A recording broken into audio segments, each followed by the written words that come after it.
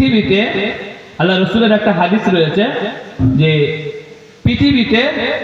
যখনই কোনো বাচ্চা ভূমিষ্ঠ হয়, সেটা ইসলাম ধর্মে বলেন বা গায়ের মুসলমান অন্য কোনো ধর্মে বলেন, আল্লাহ রসুলের হাদিস যে পৃথিবীতে যখন কোনো বাচ্চা জন্মগ্রহণ করে, সেটা যে কোনো ধর্মে হতে পারে, সেটা মুসলমান ধর্ম হতে পারে, হিন্দু অবলম্বী ধর্মের ভিতরে হতে পারে, খ্রিস্টান ধর্মের হতে পারে, ইহুদি নাসারা খ্রিস্টান জৈন যে ধর্মের ভিতরে একটা বাচ্চা যখন জন্মগ্রহণ করে, আল্লাহ রসুলের পরিষ্কার হাদিস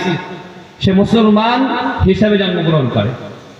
সে যে ধর্মেরই হোক না কেন, তার বাপ হতে পারে খ্রিস্টান, তার বাপ হতে পারে ইহুদি, তার বাপ হতে পারে নাসারা, তার বাপ হতে পারে কাফের, তার বাপ হতে পারে যে কোনো কিছু না, কিন্তু আল্লাহ রসুলের হাদিস যখনই কোনো বাচ্চা ভূমিষ্ঠ হয় তখনই সে ইসলাম নিয়ে ভূমিষ্ঠ হয়, ইসলাম ধর্মে ভূমিষ্ঠ হয়। আল্লাহ রসুল বলছে তার মা তাকে বানায় কাফের, তার